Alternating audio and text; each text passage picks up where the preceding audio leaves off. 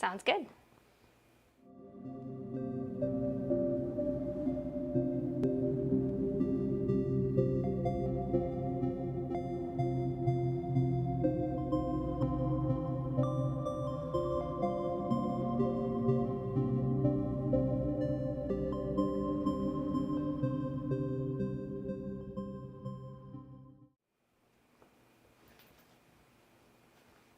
Hi, everyone.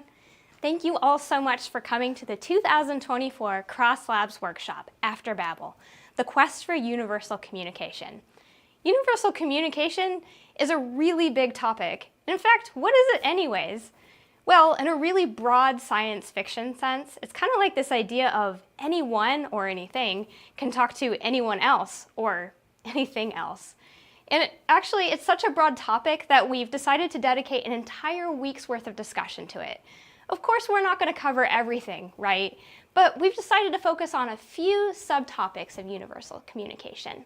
So what we're going to be thinking about is we're going to be having discussions and brainstorms and all sorts of things about the fundamentals of communication, talking to aliens, talking to plants, or maybe how plants communicate with each other, fungi, animals, cells. And wouldn't it be cool if you could actually communicate with your own pancreas to tell it to make more or less insulin? That'd be amazing. But it's not just about talking to things, right? Because communication is so much more than that. It's also about listening. It's also about agents as well. What counts as an agent? Like, do agents have goals? Do they always have goals? That sounds like a really crazy subject, but it actually seems really, really important, especially in the age of AI and as we barrel forwards into the future. So we're also going to be talking about the philosophy, ethics, and diverse intelligence as well. So we have a lot of amazing people with us this entire week. And in fact, we have some of the world's leading researchers on many of these different topics. So we're all very excited that you're going to be joining us this entire week. So I'm going to be giving an introduction to today's session, which is going to be talking about mathematics and alien communication. But first, I'm going to turn it over to Olaf Witkowski at Cross Labs. So with that, he's going to be giving an introduction. It's over to you, Olaf. Thank you, Alyssa. So welcome, everyone. This is such a pleasure and such an excitement to be talking about the stuff we're going to talk about today and really all week. I was thinking about this coming to the office for the meeting, and this is by far the most exciting topic in science to me. And I thought, I'd take a couple of minutes to sort of pause and express this sort of joy and excitement with you. It's really at the core of my interest and Cross Labs' interest, really. Research is the nature of language and communication.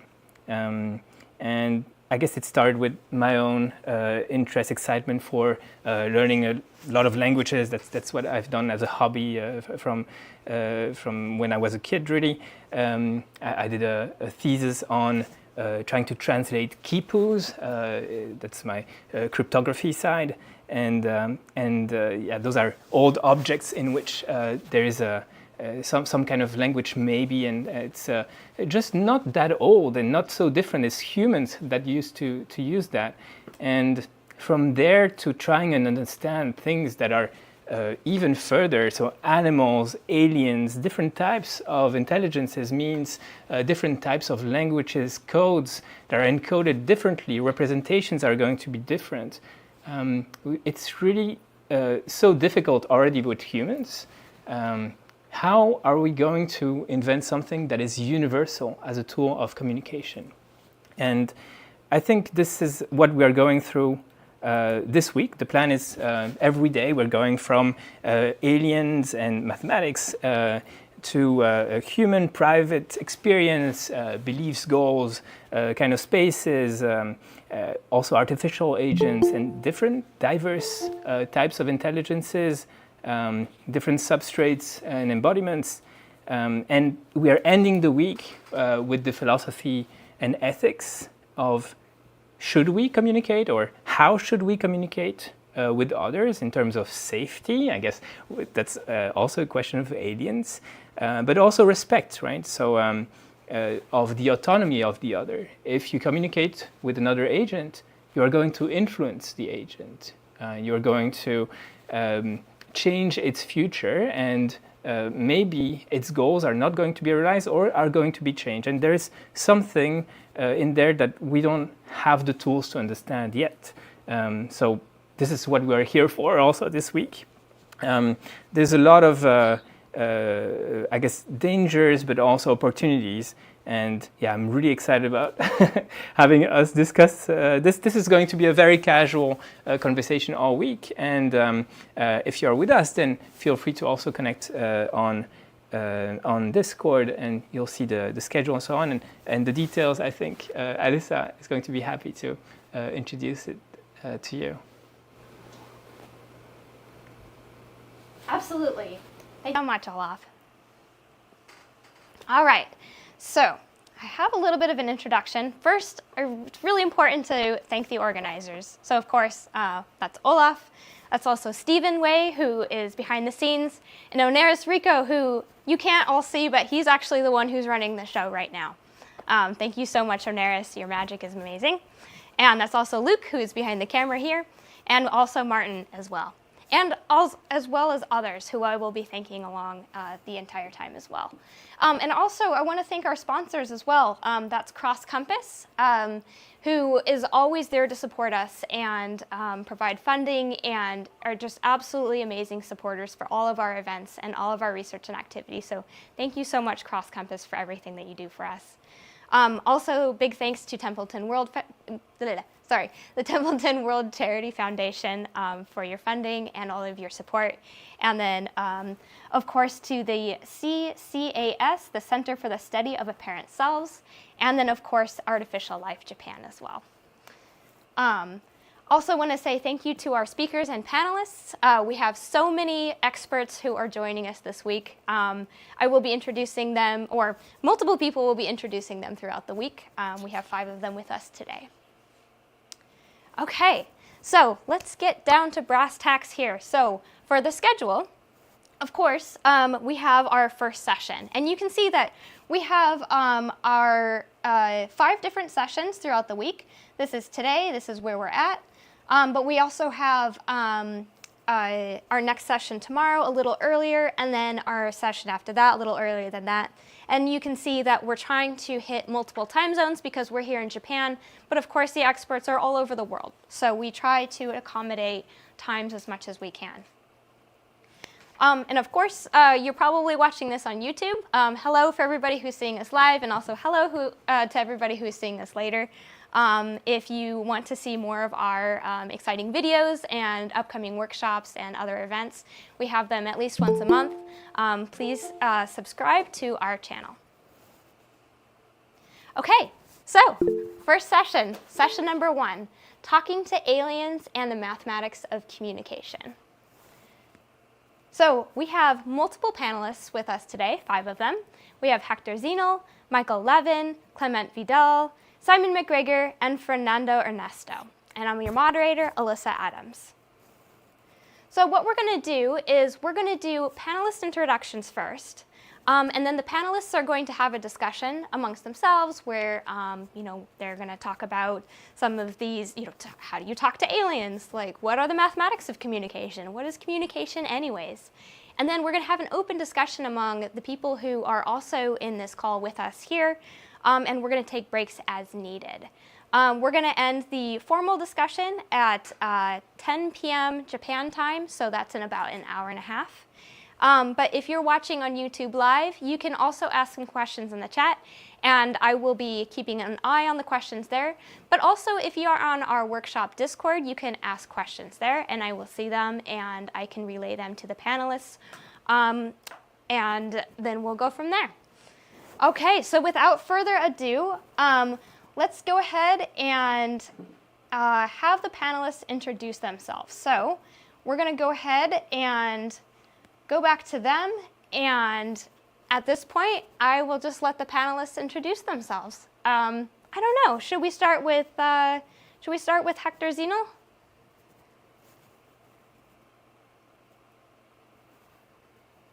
Can you hear us, Hector?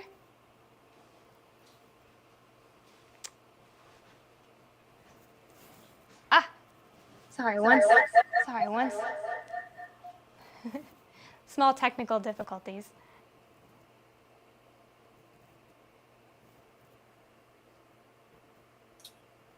Hector, can you hear Alisa?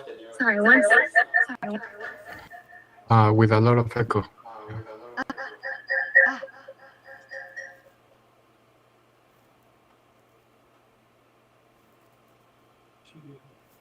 Okay.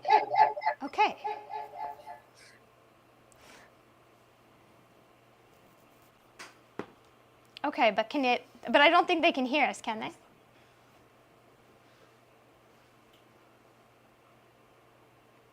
It was, but the Google Meet people weren't able, the people on the call weren't able to hear us.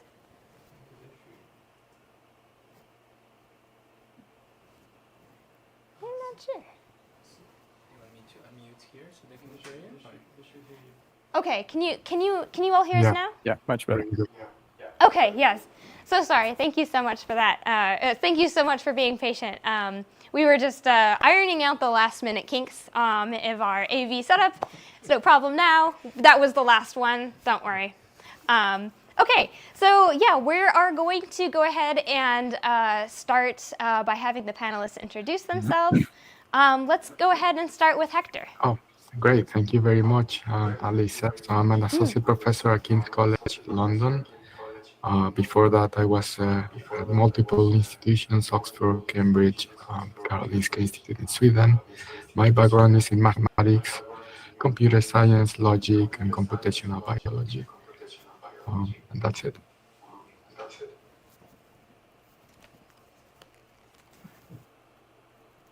Great. Maybe we should go to Mike next. Sure. Michael Hi, Levin. everybody. Thanks for having me. My name is Mike Levin. I'm a professor at Tufts University near Boston, also at the Wyss Institute at Harvard. My background is computer science and biology, and I run a group at the Allen Discovery Center at Tufts that is probably 80% wet lab and 20% computational. And we study questions of diverse intelligence in unconventional embodiments.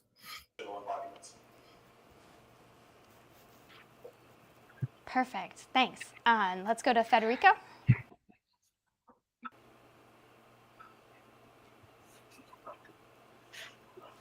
Oh, sorry. I'm so sorry. Let's go to Fernando. Sorry for that. I'm Fernando Rosas. I'm a lecturer at the University of Sussex. I'm also a research fellow at the Imperial College and Oxford. And yeah, my background is a bit complicated, but my PhD was in telecommunications. And after that, I switched to complexity and neuroscience. Perfect. Awesome. So happy to have you with us. Let's go to Clément. Hello, everybody. I'm very happy to be here. I'm a researcher at the Vrije Universiteit Brussels in Brussels, Belgium. And my main background is in philosophy, but I also studied mathematical logic, cognitive sciences, and I'm interested in the biggest questions we can ask as humans. Perfect. And then finally, let's go to Simon. Hi, everyone. I'm Simon McGregor. I'm an honorary research fellow at the University of Sussex, and my background is in the study of complex adaptive systems and the application of that to theoretical cognitive science. Perfect. Wonderful. It's so great to have you all with us today. So I guess I'm going to start with one question that seems kind of broad. You know, as agents or as observers, it seems like we're always getting this input from our environment, right? And sometimes it seems difficult to distinguish noise from a signal, right? And so what I'm curious and what I'd like to see what you all have to say is, you know, how can we distinguish any old signal from something that might possibly contain a message? Is there any mathematical basis for that? Is there, I don't know, like, is it possible to do something like that? How do we start with pitching? So I can, yeah. Yeah. So now we'll have, it'll be, I'll pose these questions, but it's basically like an open discussion now. So please feel free to go ahead and pitch in. So maybe I can Do say. we raise hands or just jump in or? Yeah, just jump in. Okay. Yeah, so maybe I can start saying something about it very briefly. I think a lot of the discussion is going to be around what we mean by signal and message, or a lot of kind of definitions. And if we can, we could try to provide some sort of mathematical framework. So for example, I think information theory is to signal what algorithmic complexity is to message, in the sense that classical information theory may give us some idea from our human perspective of what a signal may look like, whatever you can send through a communication channel, for example, or something you can sample and transmit digitally, but that opens the question of whether it is an analog, or you can still sample it. And when it comes to algorithmic information theory, my belief is that actually gives you some information about the content of the signal, and it is more related to the semantics and the message. But the question, I think, has many layers, and some of them are more difficult than others to answer. One kind of the first layer, I would say, or the deeper the layer, the more difficult to answer, but the shallowest one is perhaps how to tell something apart, like a signal from randomness, or a message from randomness. And we have algorithmic information theory that gives us the answer. So we have algorithmic randomness, which is the accepted definition of randomness. And we know some of the limits. So both information theory and algorithmic complexity tell us how much you can compress a signal, for example, both syntactically and semantically. So we do have some things that we can work with that are very useful from our perspective. And obviously one of the questions I think you have also in the list is how much of this mathematics can be translated, or how much we can assume that the other end is going to have like the kind of same mathematics to interpret these definitions. I think Fernando wants to say something. Yeah, I want to throw a controversial idea. Maybe people will disagree, but at least it would be fun.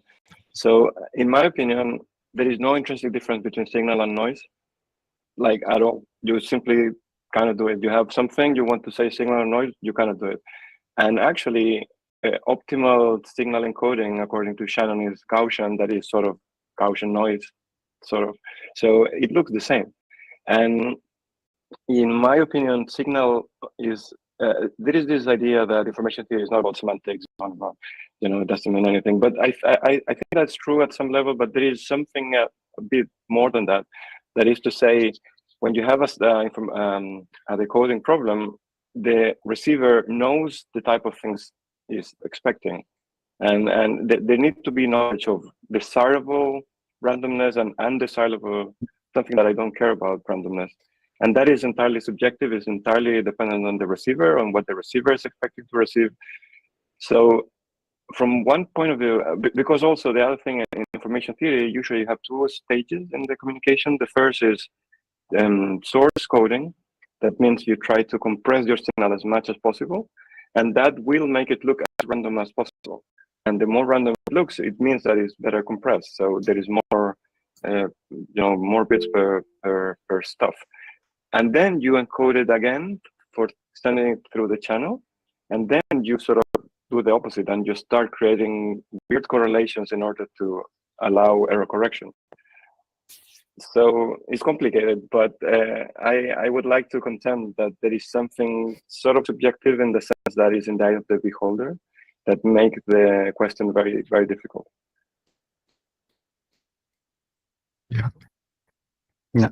Go to Simon. We'll do Simon, Okay, Mike, so and then Hector. I really agree with what Fernando just said, and I think it's worth pointing out that even in algorithmic information, there's a certain amount of subjectivity which comes from the choice of reference machine.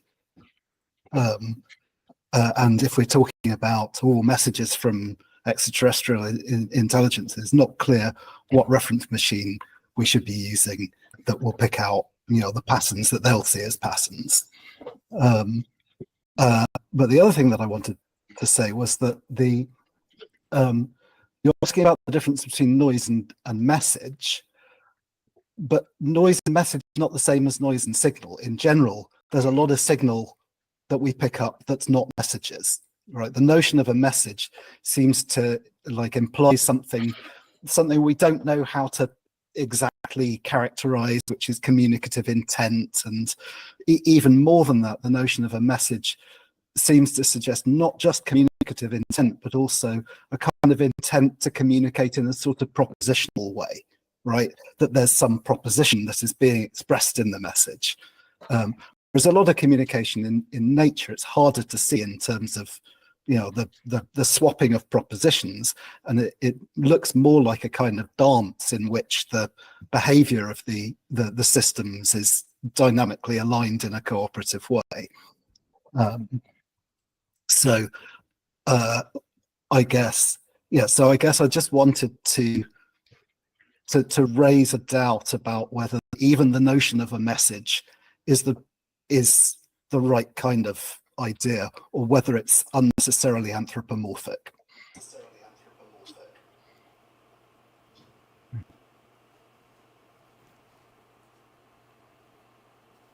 Mike, did you Sure. want to? Yeah, I agree completely with Fernando, and I think that I just put a link on the in the Discord too. Is something where I try to develop this idea, you know, sort of crank it up all the way. We in biology, and I'm talking about cells, tissues, organs, and so on. You know, these kinds of communicators. Josh Bongard and I have been developing this idea of polycomputing, where basically what's happening is that not only do the individuals not necessarily know what message or noise is, but they don't even know what the channel is and necessarily. And so what happens is that every component is trying to interpret everything in their environment as best as they can. So you can get away from this knowledge of is there a message or isn't there, or trying to recover a specific objectively correct message that was sent. The idea that there is no objective interpretation, there is only what different recipients in the vicinity will make of the signal, and they can all interpret. You know, the idea behind polycomputation is that the same set of events can be, by different observers, can be seen as computing completely different things. And so it's this very opportunistic, observer dependent, eye of the beholder kind of thing, where there is no correct message. It's what use can you pull out of the events that are happening. And I do however think that these events and these signals are often treated by the various components as if there was a message being sent, and as if there is an agent on the other end. But these are all in the mind of the observer. In other words, these are compressed stories that living things all the way down to cells and tissues tell themselves about the environment and about what they're dealing with, and so on. But it's very much in the eye of the beholder, I think. Yes. So we haven't heard from Clément. Yes, no, it's a great discussion, and I think indeed, Fernando, you raised a core problem with alien communication. This similarity between a compressed signal and noise.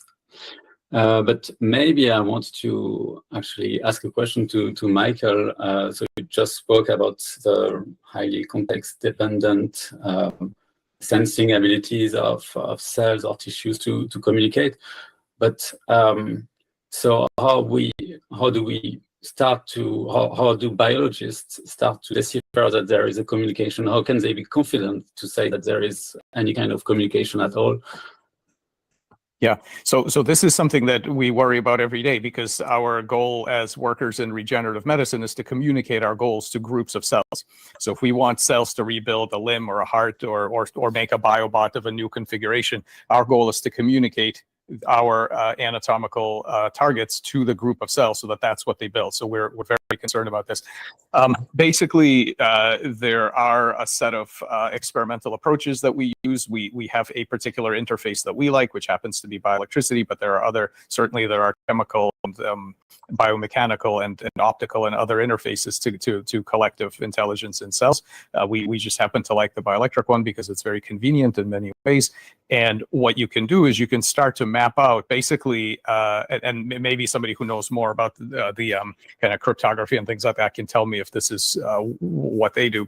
But basically, we do two things. We observe native events as cells hack each other, because that's basically all of morphogenesis. So embryonic development, regeneration, cancer suppression is all cells hacking each other's behavior by sending various signals. And so we observe those signals and we see what happens, and we make testable models of what we think the hacking process is like. And then, of course, then the next step is to intervene and do perturbative interventions so that we can come in and say, okay, so what if and so this is a simple example from our group from years ago. We observed how cells in the developing tadpole know where to place the eyes, right? So in the face, you have to decide how many eyes, where do the eyes go? And so it turns out there's a particular bioelectrical pattern that serves as a signal, build eye here, okay? And so that was our hypothesis. So what do? We reestablish that same pattern somewhere else in the tail. And guess what happens? The cells build an eye, and so we have tadpoles with eyes on their tails and so on.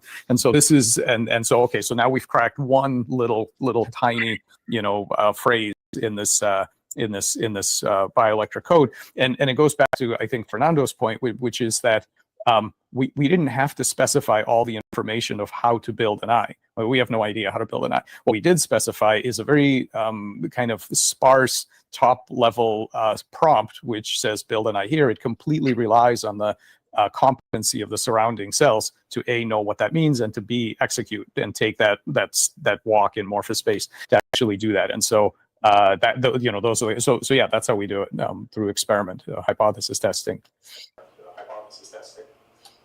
Maybe just quickly a follow-up question. So just to be clear, it's purely bioelectricity. It's not tampering with the developmental genes or anything like that.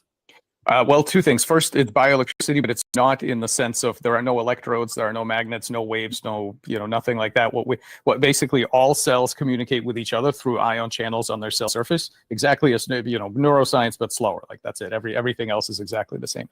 And so what happens is that we steal all the techniques from neuroscience, so optogenetics, pharmacology, but whatever. And we don't need to tamper with the genetics because the genetics are all downstream of the bioelectrics. It will handle everything. So in order to build an eye, yeah, you need to turn on thousands and on and off thousands of new genes. We couldn't hope to micromanage that, but we don't want to micromanage it. We're not communicating to the cells or telling the stem cells what to do. We're communicating to the collective. So there are multiple levels of intelligence here to whom you can communicate. And sometimes, the stem cell biologists want to communicate to the stem cells, and that's fine. We want to communicate to the large collective, and so we've worked out ways to say no individual cell knows what an eye is or how many eyes there should be or anything like that, but the group does. And so the idea is to modulate the large scale patterns using the tools of neuroscience to intercept false memories. They're basically false memories in this collective intelligence.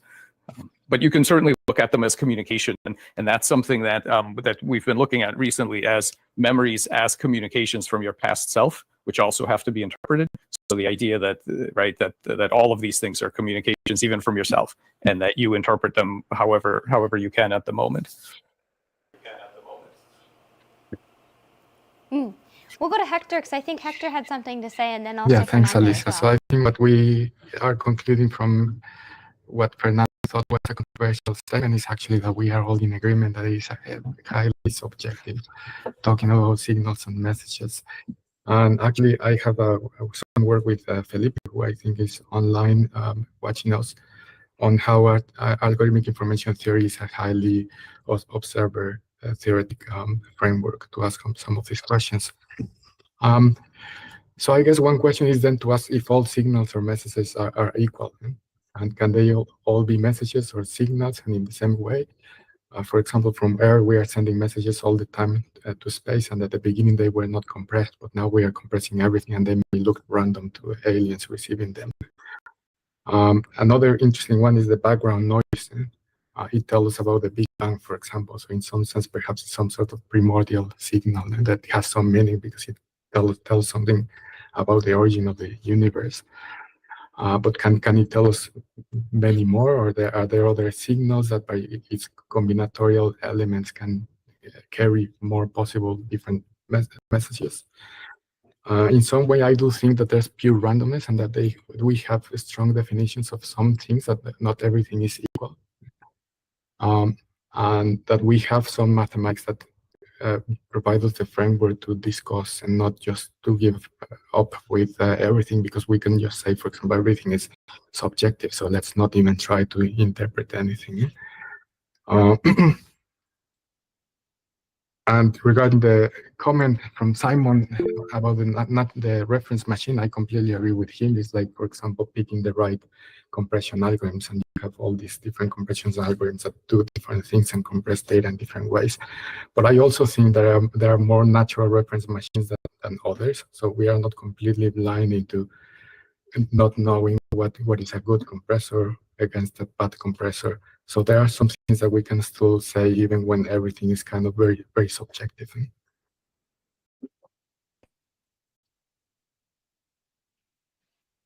Yes, so building on the comments of everyone, I also agree that not everything is the same, even though it's hard to disentangle things. And I think that the issue is that our theory of communication, our own telecommunication between humans, is very restricted, because it's a very functional approach to make things work efficiently. And one important step that is usually taken for granted in that context is the decoupling between protocol, decoding, encoding and encoding protocol, and the communication itself. So all the telecommunication systems we have, before you transmit anything, there is an agreement between receiver and transmitter on what do a bit means, and what is the encoding, what is the decoding, and how the receiver undo the thing to get what the emitter sent it. So it's like these two people were before connected. They agree on things, and then they went apart, and then they can communicate.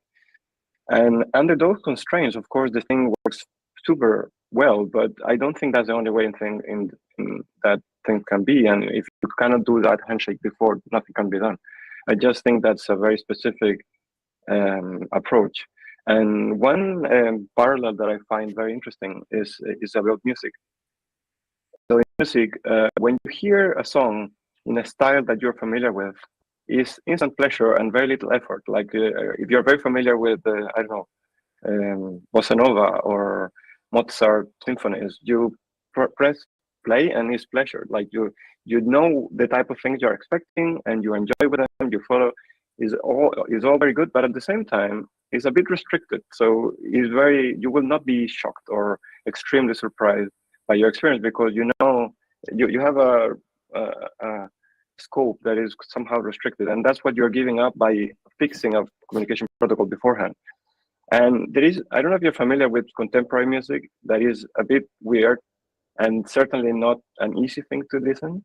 And the reason why it's more, conceptually taxing is because there is no such protocol. Like in the real, like the contemporaries after the 50s, you go to the thing and you have no idea what will happen, which is a pain, because the music has to teach you what to expect. So in a way, the message has to have the protocol embedded, and which make it much more difficult, but at the same time much richer. And I guess that sort of mixing of levels that we tend to keep separate in our engineering systems, it opens a lot of doors, and I'm pretty sure nature do this all the time. Yep. Cool. I'm a huge fan of contemporary music, so yay! Michael and Clement, and then Simon, maybe? I think that was the order. I just wanted to, Hector's point about the Big Bang reminded me of a poll I ran a couple of years ago, asking people to rate which would be more disturbing. If you found a decodable message in, okay, so meaning like hi, something, some kind of like significant message in your genome, in the digits of pi, the background radiation from the Big Bang, or the output of a random number quantum random number generator, right? So if you found like a lengthy, like exposition, which would be the more disturbing? So I think that goes also to Fernando's point about expectations, is that certain things you really want to be random, or it's very disturbing when there's a message, right, in certain things versus others. So, and people, by the way, people had very differing opinions on which would be, they were okay with some, and then others would just be very disruptive. Clément? Yeah, sure. Well, at least we have one disagreement here. I disagree with what you said, Fernando, but it's more, I think, a cognitive neuroscience question. But I would guess that our brains and our neurons react very differently from birth to a very kind of harmonious music that has a lot of symmetries, a lot of harmonies, whereas in comparison to not completely random, but let's say modern music. So it's true that you can learn to appreciate later, but I think there are inborn, hardwired faculties of the brain to naturally appreciate things that are harmonious or very rhythmic, or the brain, for example, the rhythms are the foundations of music, and they make your neurons fire in a very predictable, stable way, and that's what gives you pleasure, is that you can predict that the next beat will come there, and then you have extra pleasure because your prediction is slightly invalidated. It's a bit different to what you expect, so you're like, oh, surprised. So I think the mechanics is something like that. It's not just cultural. If I can reply very, very quickly. So in this parallels, this deeper discussion on emotions, I don't know if you have followed this literature, like, do we have 5 emotions that are universal, or 6? And they are rooted on a unique, implementation in terms of physical things and, substances in your brain, like whatever. And you have some people that are very strong and say they are 5 or they are 6 or they're 4. And we have shown it with these experiments, with these people in all the types of cultures. And then you have people that say absolutely nothing like that, is all socially constructed and cultural and etc. And I guess the truth is somewhere in the mix, and I guess here is also something in between. But it's very complicated. This goes very deep, and it's very, like, nobody agrees on this. It's very complicated stuff.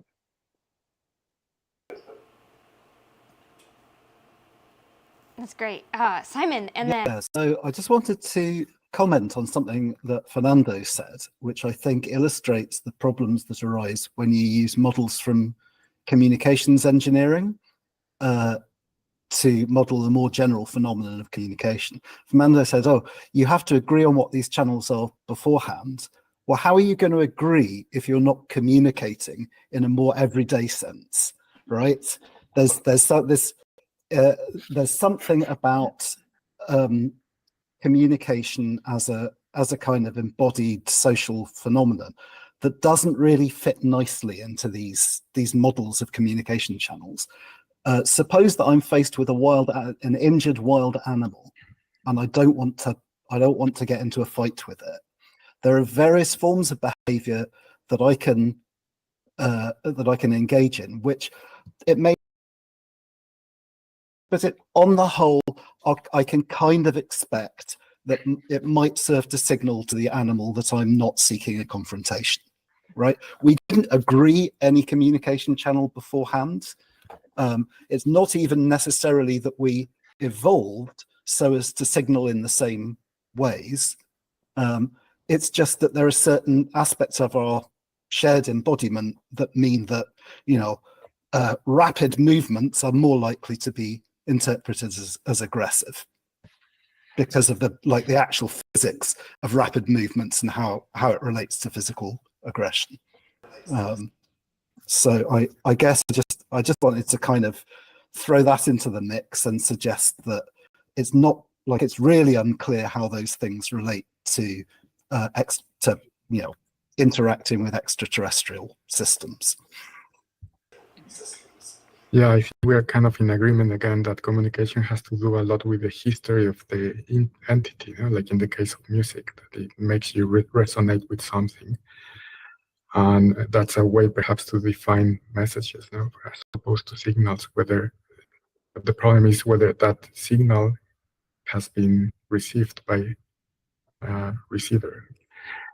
In the case of music, I can see both Fernando and Clément's points. I do think the brain enjoys a good balance of prediction and surprise, for example, in the case of music. But I think the genetics of the brain are still part of our entity's histories. And another comment related to whether we can kind of embed instructions for a message. In other words, whether we can include kind of the compiler. Well, computer science also tells us that it is basically the resulting entity is going to be another message. But we do have some work that actually you can include some decompression instructions, for example, to make it simpler or easier. But again, you still have to make a lot of assumptions on both ends.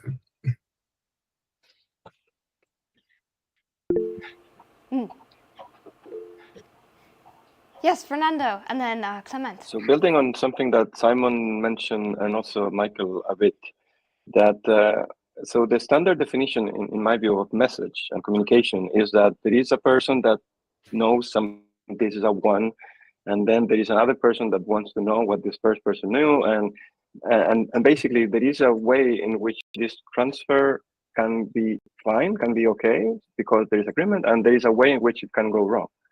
So if there is no way in which the reception of information could have went wrong, then there is no transmission, there is no communication, there is something else. And based on this, there is this super interesting discussion in music about, is music a language? Is music a communication? In the sense of, let's say, Schubert was very sad one night and he wrote a symphony, and then I listened to it 200 years after, and I feel very, very happy. Did I get it wrong or not? Like, is my perception, my experience invalid because I didn't got the right emotion that this guy was having one? And I don't think so. So based on those grounds, there is some people that I would not go so far, but they say music is not a language. It is not. There is no communication in music because there is no message that you have to correctly decode. Music is more like an art in general, maybe the creation of very meaningful objects. And I would not even know how to formalize that, and might be related with what Mike was saying before, that you have these objects that can be interpreted in multiple ways. But it seems to me that there is something that is not all equal. Like, there are some objects that for some reason trigger, passions and whatnot of people, and they might trigger very different things, but they stimulate. And there are some other objects that nobody care about them, and you see them and they're not affected. So maybe there is something there that I would not know even how to frame it. I would not say it's communication, but there is something like creation of these objects that then trigger a lot downstream. Yes, yes, it's fascinating, and it's also something that is not often contemplated, but maybe the first communication with an alien species could be art-related. We often think about engineering and signal, but still, I mean, even if it's art, there's still the problem of communication, of the engineering of it. How would this be conveyed, encoded, etc.? So I think there's a main problem still remain. And I want to maybe to add an idea I've worked on about the problem of doing the first handshake, to have a first general context. And so there are, in our galaxy at least, there are what's called millisecond pulsars. So these are neutron stars that rotate extremely quickly, up to 700 times per second. And so they have a very, very stable signal that is as stable as atomic clock of the 90s. And they are very fast. And so what some space engineers have discovered is that if you look at several of them at the same time, you can compare the time of arrivals of the signal and actually have a position of your spacecraft. And not only a position, you can actually do the whole suite of GPS, what GPS and global navigation satellite systems do. So you can derive position, velocity, attitude, so where the spacecraft is pointed to. And And also it provides, you can define a clock, because these timings are very stable. You can potentially define a clock at the galactic scale. So the idea here is that maybe the message, interstellar messages would be very hard to crack or to decipher, but there is this shared context of a timing information that is bathing the galaxy. And so my hypothesis is that actually any communication that takes place would use this millisecond pulsars to do space-time tagging, to say when they send the messages, or to so to have, yes, this metadata which is related to space and time. So I don't know if I'm just throwing this idea. I don't know if you have any thoughts about this metadata in general, or how we might decode metadata. So we'll go to Michael and then Simon, but then after that, I want to go ahead and open up the discussion to the other participants in the call. And then that way we can have a more broad discussion, because a lot of people are also on this call that people on YouTube haven't seen. And I'm sure they're all chomping at the bit, wanting to jump into the conversation and say some things as well. So. I just wanted to give a brief biological example to something that Fernando just raised, which I think was a really good point about whether in art and literature and so on, of course, people argue whether there's any privileged sense of the creator. So the person who wrote an algorithm, right, do they know what the algorithm does, and that idea is better than what anybody else guesses about the algorithm, or so, you know, a piece of literature or whatever, right? Is there a privileged position by the creator? And I want to argue no, and I want to argue in a very kind of extreme case for this. And first I'll give you the middle case. So imagine the caterpillar to butterfly transition. Okay, so what's known is that these caterpillars, you know, they live in this two-dimensional world. They eat leaves and so on, and then they have to turn into this hard-bodied creature that flies around. And it's a completely different controller you need for this. So their brain is radically refactored during that process. Many of the cells, probably most of the cells die, all the connections are broken. But they remember they remember their training. So if you take a caterpillar and train it to eat leaves on a particular color disc, the butterfly will look for food in that same location. The thing is that butterflies don't eat the same stuff as caterpillars, and they don't move the same way as caterpillars. And so the exact memories of the butterfly are actually completely, of the caterpillar, sorry, are completely irrelevant to the butterfly. What it needs is to remap that information into a completely different context that's more suitable for its new lifestyle.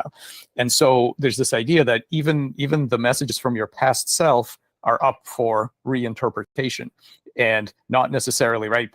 I think part of the key thing about life is not committing to a firm to someone else's, even when that someone is yourself in the past, meaning of what these memories are, but to interpret them however you can, right? This idea of active interpretation of memories that are constantly changing by recall and all this kind of stuff. So I think even with us, where it's not as drastic as the refactoring of metamorphosis, it's still the case that you don't have access to the past. What you have access to is the engrams that were created in your brain and body by past events, and now you have to, in real time, figure out, I think, what they mean and tell a story about who you are. And then this is a completely a constantly evolving thing. So yeah, I would say that all of these things are essentially up for reinterpretation. And biology, I think, committed to this from day one, because if you're an evolutionary lineage, you know that everything is going to change. The environment's going to change. Your own parts are going to change because you're going to be mutated. You know there's going to be changes, right, in your own body. And so taking sort of overtraining on those priors is a bad idea, right? If you're a biological lineage, you have to commit to being able to reinterpret your own DNA and all the lessons of the past evolution. So that's my bit.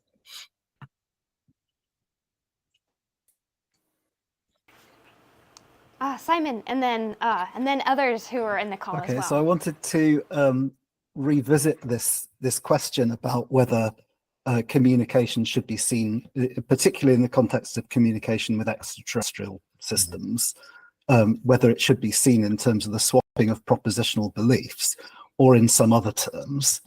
And when I think about how we communicate with other species other terrestrial species, there are some species we can communicate with, fairly effectively in the sense that we can coordinate our behavior, but we end up training them. Basically, it's not that we're It's not that we're able to tell them, oh look, you need to grasp this fact that if you do this, then I will give you a treat. Like, it's not like that. Just train them.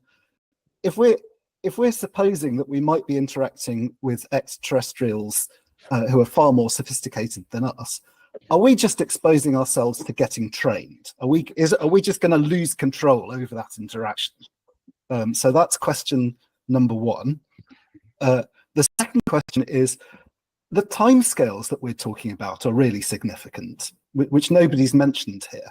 So in an interactive communication with another human being or with another organism on Earth, the timescale is like there's a characteristic timescale that relates to our own life trajectories in a kind of meaningful way.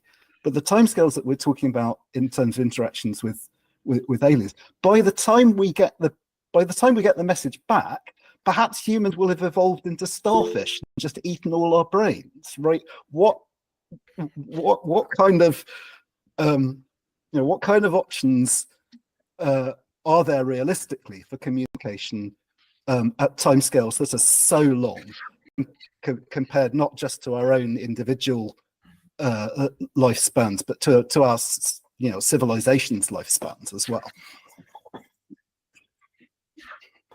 Yeah, good point. And then, so we're going to open it up, because I know, Hector, you also have a point as well. But I also want to open it up for other people in case they have something to say. I know Olaf has something as well. There's people in the call are welcome to say things. There's also people in the room here, too, as well. So anybody can just jump right in. I think your mic will work. Yep. So I think mic number 2 should work. Can people hear Olaf? I hope so. Let's see. All right. Sounds good. Yeah. Yeah, amazing. So I have so many questions to all of you.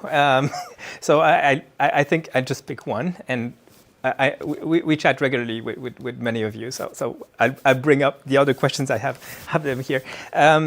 One thing is we haven't talked about universals, and I'm really excited about that. I love all the points, the train, the butterfly, all of that. We have to talk more. But about universals, if communication, there is an old controversial claim that I made when I was more into astrobiology, that the only way to communicate with the alien is ultimately if you threaten or they threaten to kill you or them. So threaten the other agent's autopoietic future, which is, I know, controversial, but this is the only thing that potentially you know that the other cares about, because they exist and they keep existing in the universe. Yeah, there's a bunch of interpretations of that. There's Wittgenstein. I think there's the embodiment. Time is within that, right? The situational part of language. And then there is all the Schubert thing. I wonder if, maybe there is no wrong interpretation of Schubert until it threatens one's life. And that's also controversial. But there's something about that and manipulation that fits as well. So, all right, so there's a bunch of branches here. I'm not going to tell everything I think. This is kind of my answer to the question, but the question is there any universal feature, language, mathematics that would be shared between all agents? So I know some of you have probably strong opinions about that or similar questions. Yeah. I may jump in briefly. We do share some, we can make some assumptions of what we share in common, because we live like in the same universe. And we are hoping, for example, that we share kind of the same laws of physics.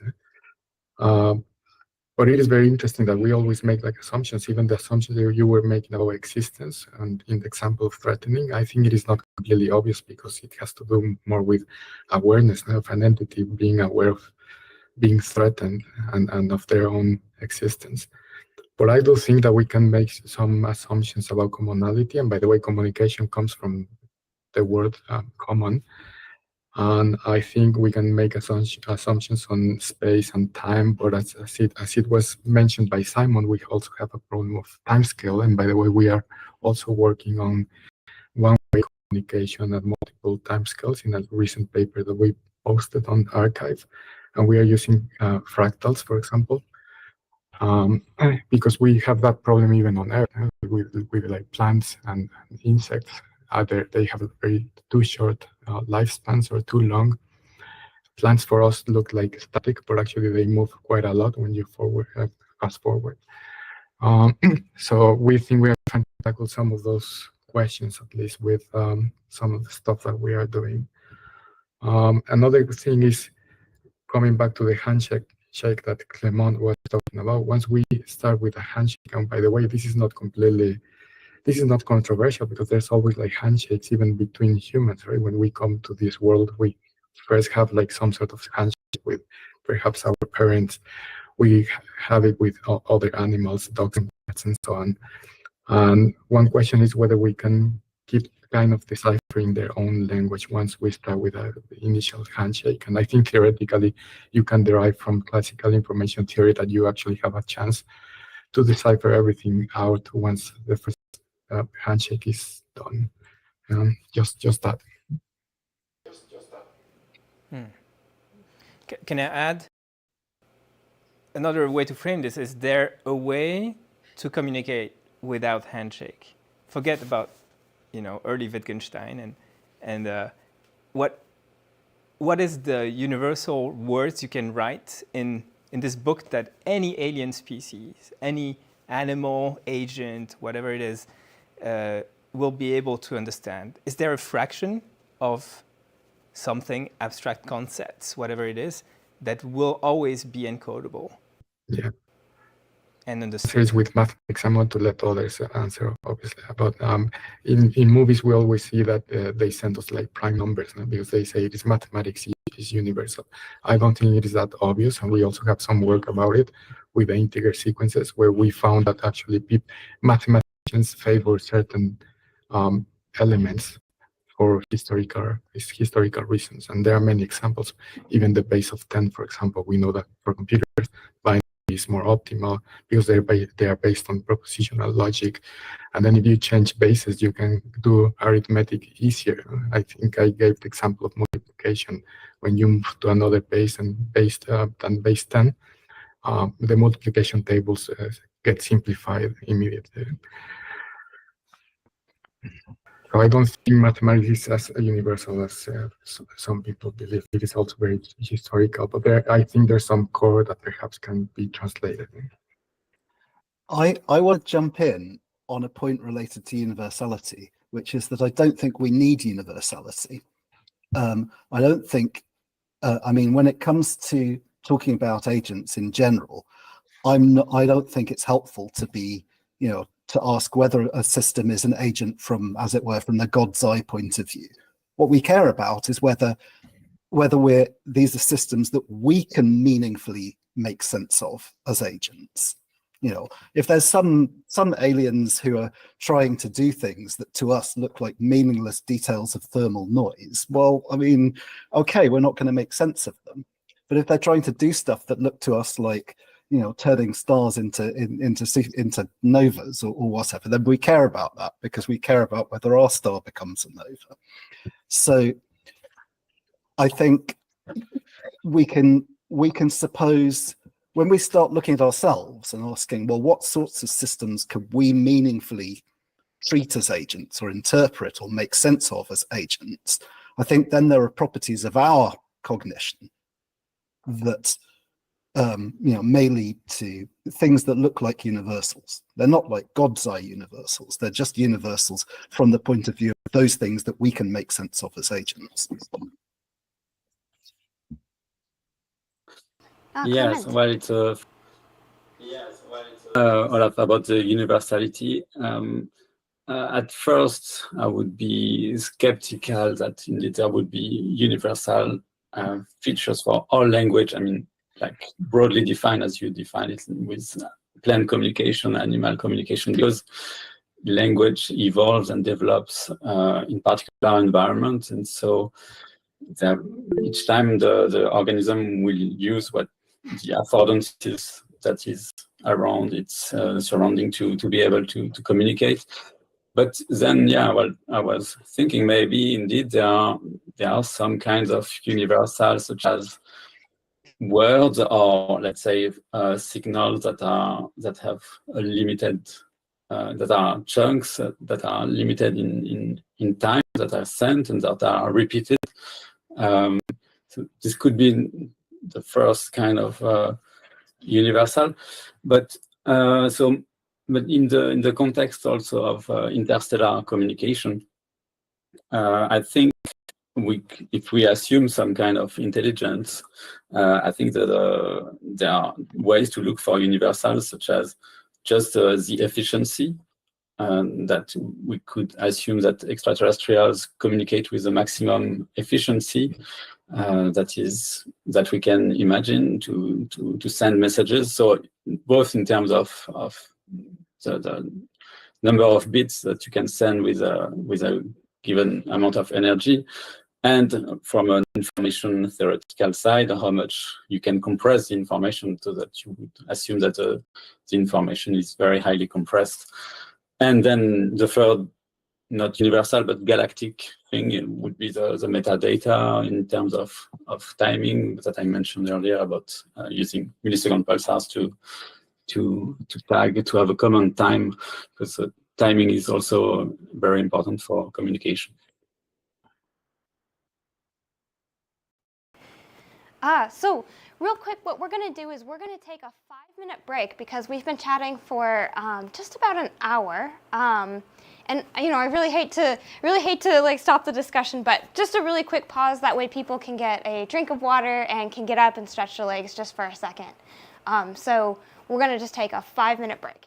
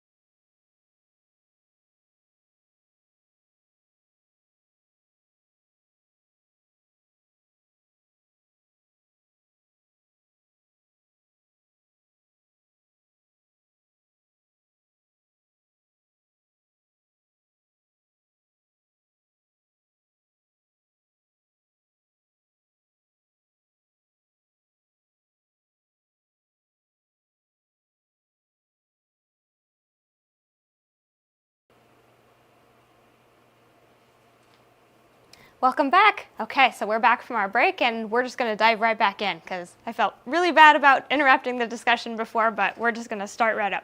Okay, so who was chatting? I think, Fernando, were you chatting?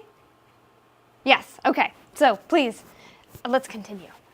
Yeah, so I had a thought that I would like to think what other people think about, because I haven't thought about this before. But after hearing Olaf about this idea of threatening another organism as a way of communication, I wonder if that can be made a bit more subtle. But so my question is, when we are in the city trying to find aliens, is identifying agency necessary, although maybe not sufficient condition? Like, maybe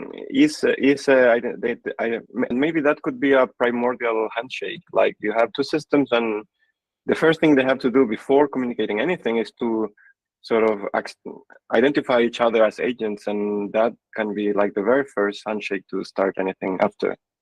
Do people think that would make sense? Yes, I think it would make sense. And actually, a paradox in SETI that has been proposed, underlined, sorry, is that we do look for signals, but we actually are not broadcasting in a systematic way. We are not broadcasting our presence, which is called METI, the messaging to extraterrestrial intelligence.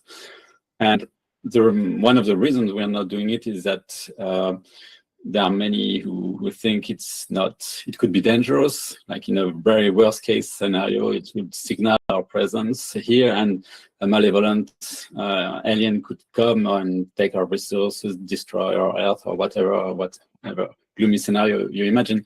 But it's true that if we think like we are thinking in this discussion about communication in terms of really an interaction and the requirement for handshakes and so on,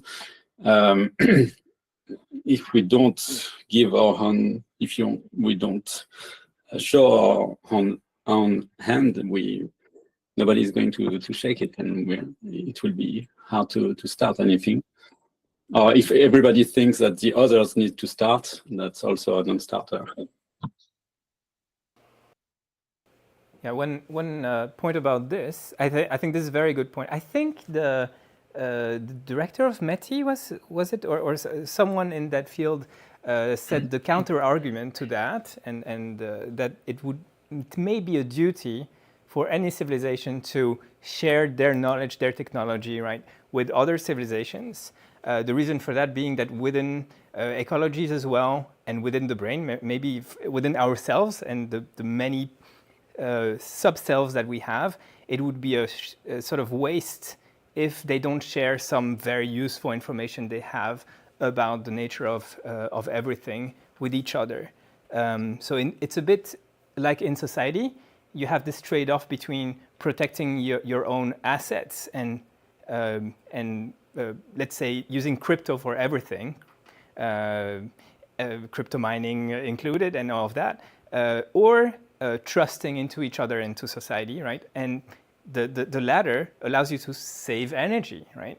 And the former is the thing that is more safe, secure, and you're more maybe protecting your survival on the smaller scale. So it feels like there is a universal trade-off in there. Is there any other solutions than this sort of polarizing?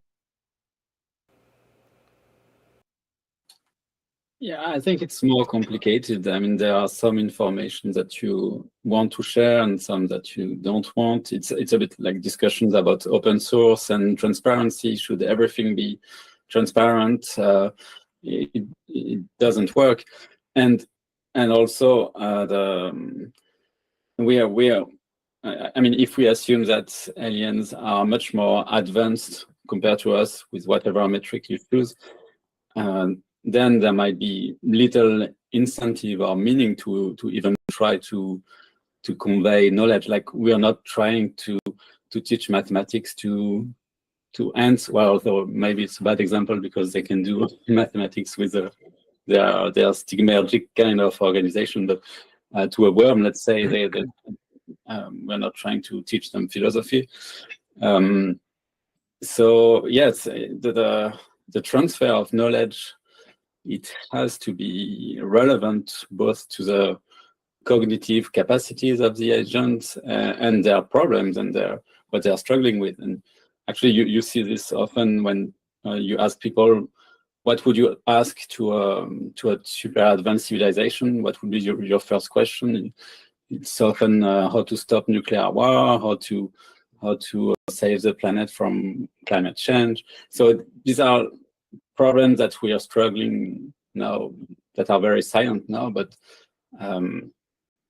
yes, I might find it trivial or. I like that a lot. And everything is not as simple as I'm putting it in a very simple way. Everything is not technological either. And I like what Hector said earlier about different bases, or maybe some of us came back from a category theory meeting. You could have transfers between different areas of mathematics that could help you to demonstrate theorems faster, right, with less energy, things like that. It's not strictly technological. It could be experiential or cultural, having a different lens into understanding what life is, and things like that. So it might be a universal value, but it's certainly not. Yeah, it's certainly not as simple as the simple picture. It feels like. That's true. And speaking of Hector, he's actually going to have to hop off. But thank you so much for joining us, Hector. This was absolutely fantastic. We loved hearing all of your different perspectives and all of your ideas. Thank you very much, Alisa, and everyone. It was great to see you.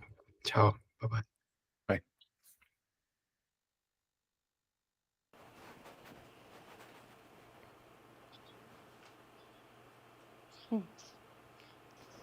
And I thought another point that Clément, you mentioned earlier was really interesting about Oh,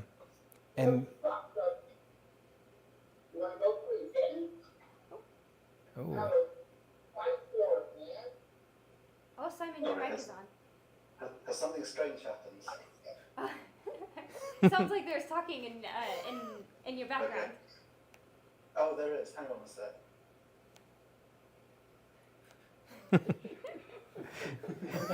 That's a cool shirt.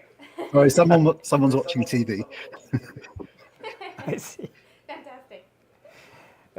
Something you said, Clément, was about what I heard is about embodiment, right? And maybe your answer to the question about universality might be that we shouldn't mix up generalization, like in machine learning or learning theory at large, with generalization, right? Generalization is different from having something universal. It's merely universal between a number of individuals that have their embodiments and have done handshakes and so on. And this is dependent on their sort of body structure and situational details. There is something that we have to be careful about there. One of the things that, sorry, I don't know, Clément, did you want to respond to that? No. I'm just, always it's, to use universalization, it's always a very dangerous territory to really want to have a universal discourse on anything. Even on mathematics and theoretical computer science, as Hector expressed, there are some nuances. But please go ahead, Simon. So I was just going to say, I think one of the things, it isn't my area at all, but one of the things that I find really puzzling about talk about extraterrestrial communication is, on the one hand, there's a load of really interesting and difficult technical and intellectual questions that we could ask, even if we were just asking the question, well, how could we communicate with space humans, right? Who had, developed through a completely different cultural trajectory and had maybe a different civilization, and they maybe used a different foundational theory for their maths and all the rest of it. But they're still recognizably, similar enough to us that we can think in terms of messages and knowledge transfer and civilization and individuals and agency and all the rest of it. I mean, that is like a really interesting area to ask, but to ask questions about. But if we're talking about extraterrestrial organisms, like, we need to ask questions. Well, how do we communicate with Space Cthulhu? How do we communicate with, with things that we might still recognize as agents, but who we would see as having a very different conceptual scheme from our own in some sense? And problem is, we don't have any data on how to do that, because we don't do it on Earth. We've got only one data point for a biosphere, let alone the sort of species that we think can be capable of interplanetary communication.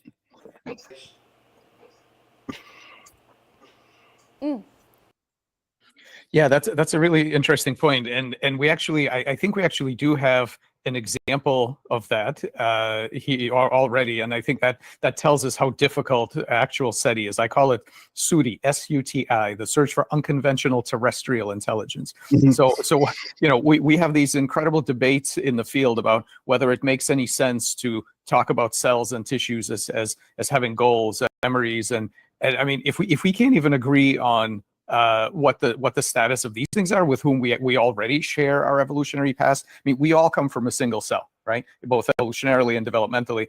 And when people say, okay, there's no way that a single cell can have this or that, I say, well, you got there from a single cell, right? Slowly and gradually you got there. And if we can't even do that, and if we can't even figure out how to communicate with those kinds of things, I don't know what possible hope we could have with something that's truly alien. I think we have to do much better. I mean, there's a field of diverse intelligence which is trying to get some tools up and running, but it is just so it's so difficult already. And one other thing I wanted to just mention is about this idea of communication and so on. Even never mind the handshake to establish communication, but just to establish the ontology of what kinds of, can we have a shared ontology of what kinds of things can be agents? And there's just there's an old science fiction story, and I wish I could remember whose it was, and I can't, but basically, very simply, it goes like this: these creatures come out of the center of the earth. Okay, they live deep in the core, and they come out, and they come up, and they're incredibly dense. And to them, everything that is above the Earth's crust is basically gas phase, right? Just gas. Their vision is gamma rays. I mean, they just gas. And one of them is kind of philosophically inclined, and he says, I've been watching this gas, and there are patterns in this gas, and they look kind of agential. They kind of look like they're doing things for a reason. And the others say, well, that's ridiculous. Patterns can't be agents. We are agents. We're real, patterns, and then they say, oh, by the way, how long do these patterns last? And he says, well, about 100 years. 100 years, that's ridiculous. There's nothing interesting that can happen in 100 years. That's, the blink of an eye. And so this idea, right, that can we even agree on whether spatiotemporal temporary patterns in metabolic patterns and energy and things like that in an excitable medium are things you could communicate with, or whether those are metaphorical agents and we're real agents. So that I think we're already wrestling with all those issues and doing poorly still, I think. Yeah, that's true, and that sounds like a really fascinating science fiction story. It sounds amazing. Yeah, I'm gonna have to figure out what the title is. But just a reminder to everybody else here, because Thomas Doctor, I see that you have your camera on. If anybody wants to chime in, you can use the raise hand function as well, or you can unmute and say something, just as a reminder. But yeah, so we'll go to who was first? Was it Clement or Fernando? I think me. So I want to throw two potential avenues to try to overcome these challenges, and I would like to know if people think they are feasible or not. One is if we go with the belief that there is something intrinsic about pleasure and some forms of art, could that be a way? Like if we say this structure is harmonious objectively, because it's golden ratio or whatever, like maybe that could be something that other or at least some class of organisms or agents should appreciate. That could be one option. And the other option related with thermodynamics and the second law, if we agree, and I don't fully agree, but if we agree that that's like the main game on town and we are all fighting against this and it's all about keeping free energy and stuff, that should be a signature that there is something going on, right? So if we find islands of free energy in different places, that might serve as an indication that there is something also there.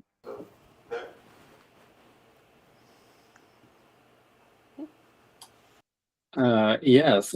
Well, just to comment on what you just said, yeah, I think the free energy and thermodynamic disequilibrium is indeed a very universal biotechno signature, and it should lead all kind of efforts in astrobiology. Yes, I like also your suggestion about something like aesthetics being universal. It's a very interesting prospect.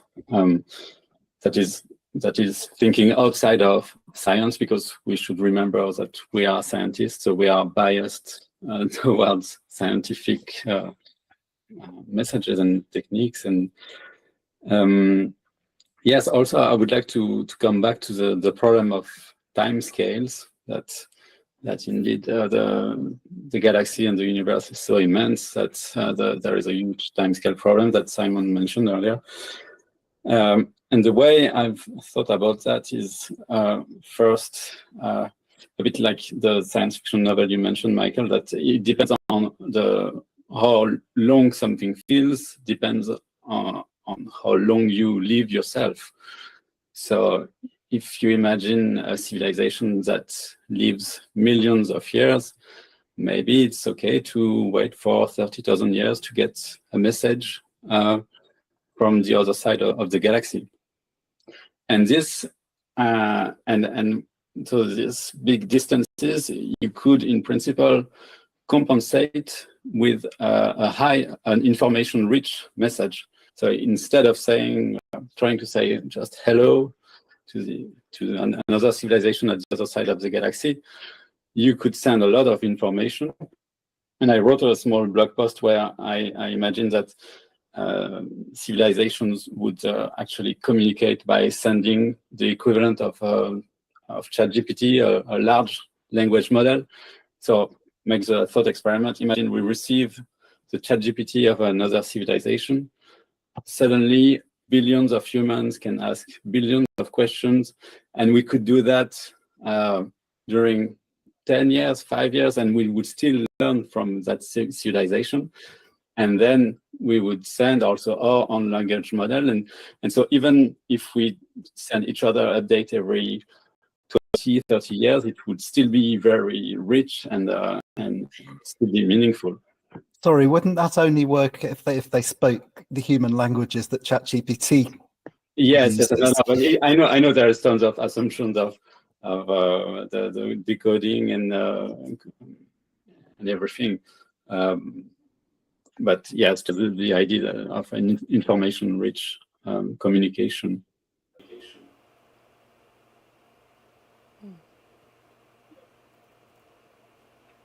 I wonder what a ChatGPT of an alien civilization would look like, I guess. Well, of course, it wouldn't be on text, right? It would be on their own language, I suppose. But how do they? But even like our ChatGPT, right? It's based on the way that we represent language, I suppose. Large data sets of that. Yeah, that's actually fascinating to think about, because of course you would also have to have a very large repository of that kind of data. I don't know. I'm trying to think of these lava creatures, right? Like what does a large repository of lava creature data look like? Language data. There is a part that is very Worfian about this, right? So from Sapir-Whorf hypothesis kind of stuff, where language is really mediated by our cognitive system. So there is a lot about embodiment again in there.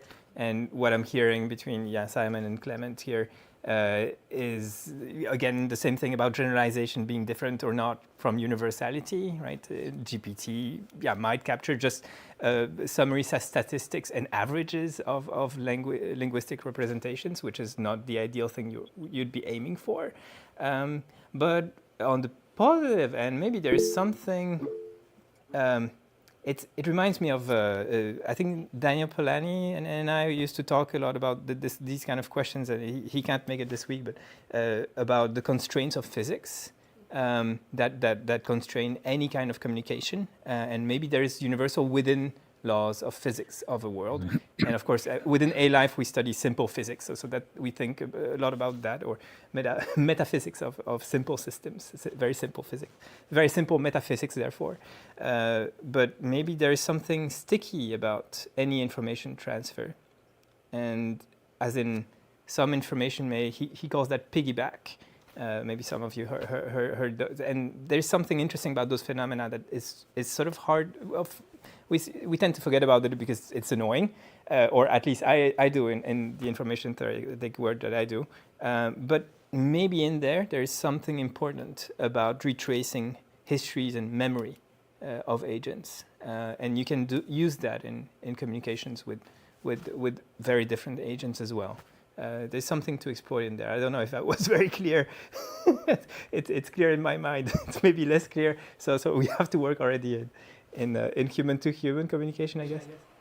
And I wonder if that also interacts with this idea of math as a universal language as well, right? Because we talked about math as communication before. But I also, one thing that came to mind is even though that we have ChatGPT is also well known at being very bad at math. So which I think is actually pretty interesting, because if we think of ChatGPT as being sort of like a universal communicator for us humans, but it can't do mathematics, I mean, does it say anything about its ability to, about mathematics as a universal communication for humans? Maybe it's not necessarily good. Maybe those things are completely orthogonal. I don't know. What do you think, Mike? Well, I want to go back to something you said a minute ago, which I thought was very, very interesting. Imagine the lava creatures come up, and imagine they speak exactly English. Let's say, exactly as we do. But the problem is, so this is actually even a bigger problem, because here's what they might say. Wow, there are patterns in this gas that do some kind of clever next word prediction and pattern completion. But they're not real. They're not embodied. They're not real. It's just some dynamics that go on in this space that generates a speech that sounds like us, but it's obviously not real because they're not embodied intelligences. They're just patterns in gas. And so there's some interesting physics here, some statistical, modeled by some linear algebra or something that looks like they're completing sentences, but obviously not real intelligences. Real intelligences are embodied. They're solid. So I think it's super interesting that not just the language, but even having the exact language, as we are now seeing with people's debates over AIs that use language and so on, it's often not the fact that you share a language that is going to convince anybody that you're worth talking to, but it's these a priori expectations of what proper agents look like, what embodiment looks like, right? I could easily see them saying the same things that we see, saying the same things that we say about language models, because our version of embodiment looks nothing like what they think embodiment should look like. Something super interesting about, so this paradigm, right? Let's say that in the best and worst case, we speak the same language already. How do we know that we're not misunderstanding one of the words, and it just happens to be a horoscope-like effect where we interpret it perfectly and sort of over-humanize, or whatever it is that the word is for this, those sentences, and we think, oh yeah, we understand them perfectly until we fail. Oh, of course, there is some kind of work of try and error, and languages are pretty robust, we think. But this might not be true of some weirder communication with something that we have less history that we share with. And I'm saying this for aliens, but of course it's very true of AI, and we have chatted with a few people here about this, so just a remark that aliens are among us. I mean, to a lesser extent, it's even true of differences between human cultures, right? There's some phrases that, like when you translate them into English from other languages, you just miss some of the important connotations.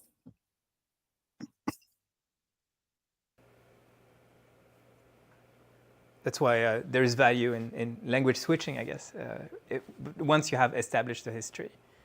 Yeah, I think. Yeah, Fernando and Clement? If I can chime in and comment to something that Mike said, I wonder if what we know about the system and how it was built influence our judgment. Like if I would find ChatGPT, same behavior, exactly the same stuff, but if I would find it in the jungle, that it's self-organized and it is doing the thing, I think I will have a very different judgment from exactly the same behavior than this coming from an engineering group that is by the design minimizing something to look okay, even if it's not okay, you know. So I guess that is more than a judgment of embodiment, is a judgment on our judgment of history, and might be a bad thing because it narrows our opinions. But I don't know. I don't know what you think. Yeah, and I mean, and I was certainly not making any specific claims about ChatGPT or anything like that. But more broadly, though, I agree with you that self-organization is important and super interesting. But I also I think a lot of people have this really intense allegiance to evolution, and they say, well, you're not real unless you're evolved like me. You were made, right?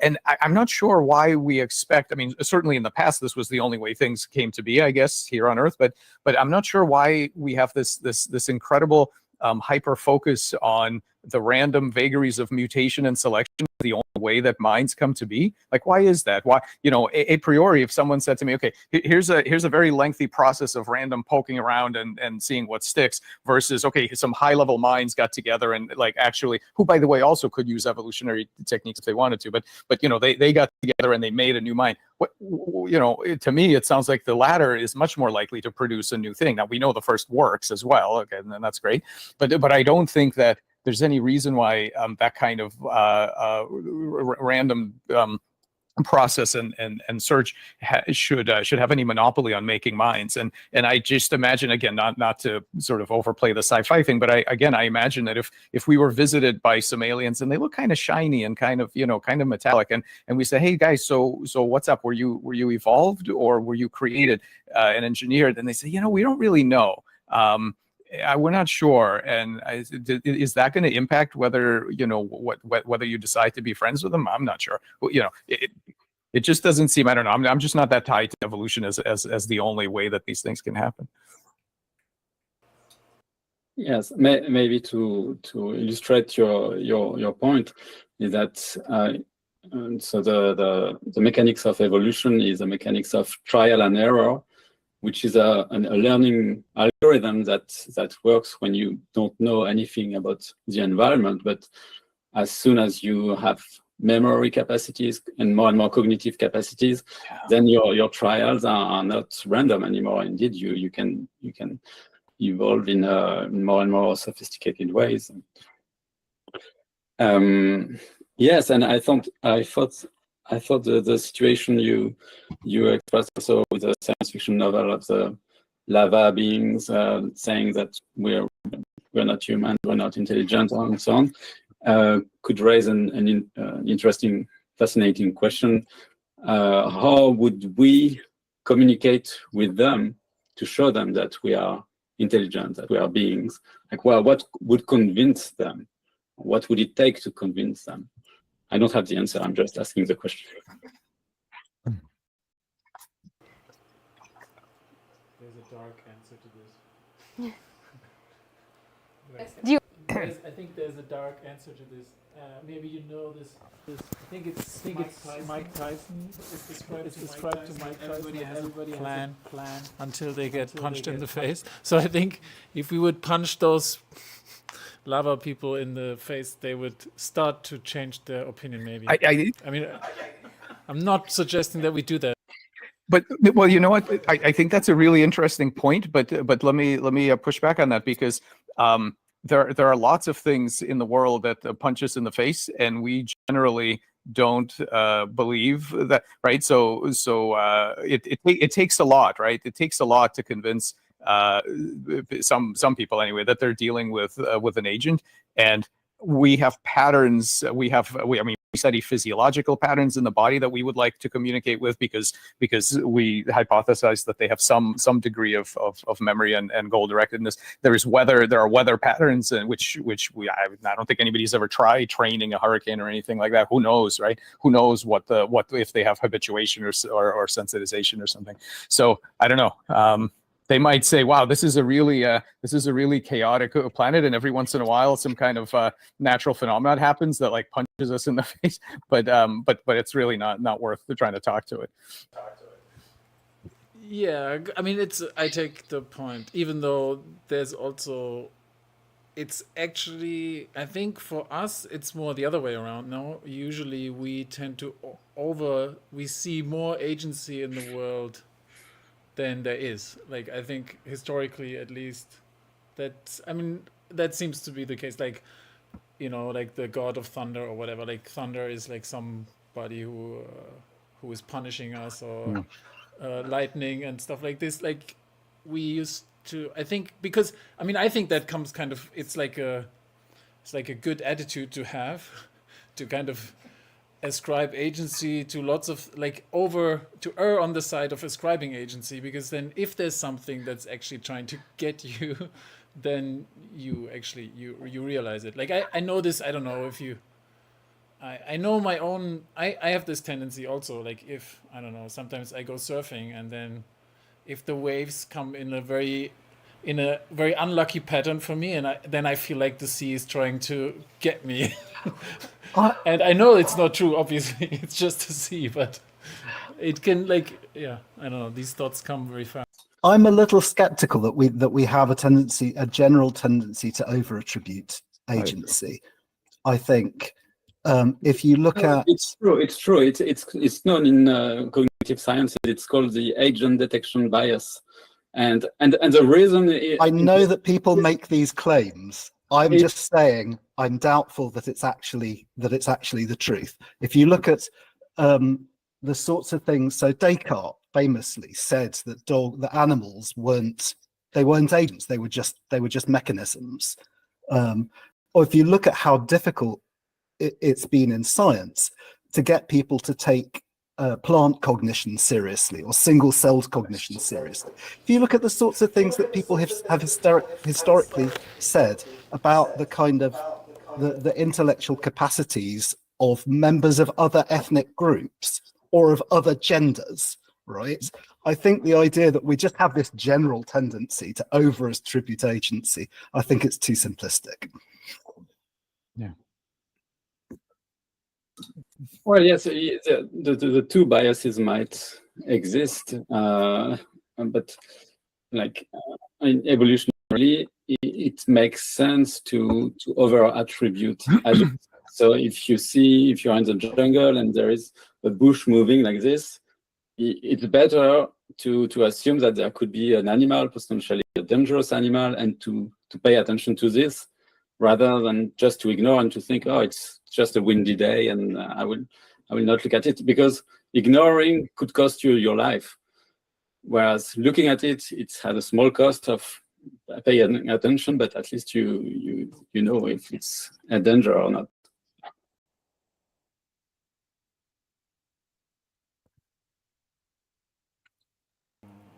Mm-hmm. Oh, if nobody else is talking, sorry, is somebody else trying to talk? Yeah, so I was going to say, so talking about ChatGPT and disembodiment, I presented a paper at A-Life last year on whether ChatGPT is disembodied, and I won't go into a lot of the details, but I think that one of the things actually that people don't notice when talking about large language models, is that we have a notion of embodiment that is real and of physicalness, of physical realness, that is really closely tied to things being tangible, like interpretable in terms of our tactile and kinesthetic modalities. Like that, you find that in lots of languages, that metaphors for things being actually real are related to this notion of them being having this particular physical property of tangibility. And I think that's one of the reasons that people tend to deny embodiment to ChatGPT, because its interactions with the world are all along electronic channels which you can't actually touch. Yeah, that's a super important point.